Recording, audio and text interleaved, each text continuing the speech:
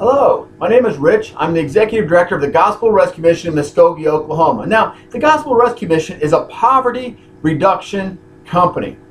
Today I want to share with you a little bit about who we really are and how we see ourselves in the big picture. So you know the story of the Good Samaritan. You're familiar with it. A man is going down the road and he's beat up and left alongside the road. Now, for point of our illustration today, that person beat up is someone who is experiencing poverty. They've either been lied to, they've been deceived from outside of themselves, or they have made or God has just allowed circumstances to come out to leave them, get them alongside the road. Now, as they're laying alongside the road there is a priest and a Levite who come by. Now, this is a lot of the world, this is a large portion of those in our world who would ignore that person who's in poverty. They will write them off. Well, they're scary looking, they're stuck in their addiction, it's all their own fault. Don't want anything to do with them. They ignore those in poverty. They just keep on trucking. They just keep on moving for whatever reason. They have a lot of excuses, a lot of reasons why they might do that.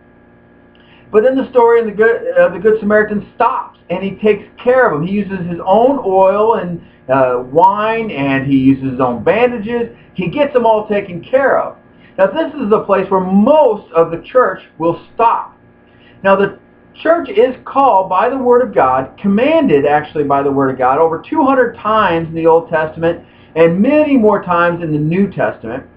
But they're commanded to take care of those in poverty, to care for them and love them. So they will do that very basic surface sort of element.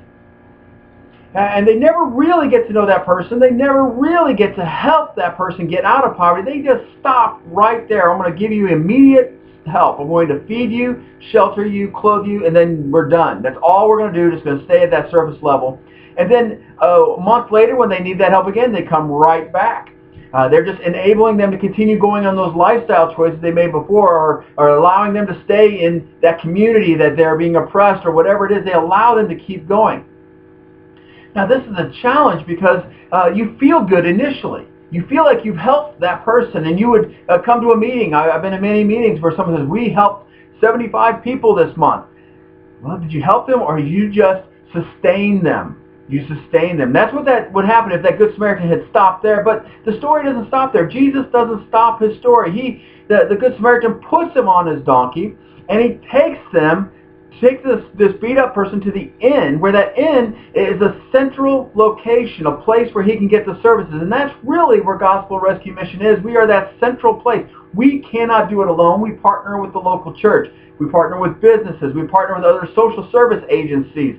We partner with the community at large, and we partner actually with that person who has been beat up. We find out about them. What caused you to be in poverty? What are the social issues that we can address? And that's what you will see in our Cube series, is us addressing some of those issues that come up from these conversations.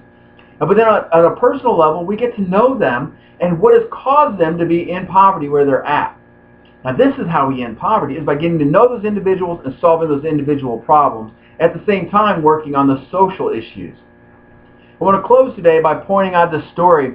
I read it in a couple of different places, but there's books to read like When Helping Hurts and other books like that I would recommend. Poverty, Inc., great documentary. I would buy that and watch that as many times as you can to really get a grasp of what's happening here. But one of the illustrations that is in some of these books that I've read and some of these places is a lot of organizations will have a clothing thing where they pack up all these things. They get swooshed together, put into a tight cube, and then sent to the third world. And when we give the clothes to them, we think, oh, we are doing great. We are rocking. We have just helped a poor person get clothing. And we applaud ourselves, and we pat ourselves on the back, and we go celebrate. Usually we go out for ice cream or something else. We celebrate that. But what happens on the other end is that we just gave away some free clothes. Now, when you get free clothes, you can't compete with free clothes is always going to override and win in the sales market. So there's a market there in that other third world country of people selling clothing. Well, with the free clothing, those stores have to go out of business. They cannot compete. So when those stores go out of business, those local factories go out of business.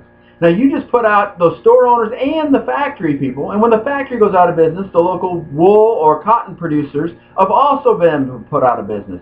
So what you did is you just created a whole lot of people without jobs and without the ability to create money and to sustain themselves. You just created poverty rather than help it. And on a smaller level, that's what we do in our communities. We start handing out food and we just start doing this. We are creating poverty. We're taking away their incentive to work. So I encourage you to find out more about what we stand for. Visit us at grmmuskogee.org. You can contact me. We'd love to come visit with you and help your community be a poverty-free community.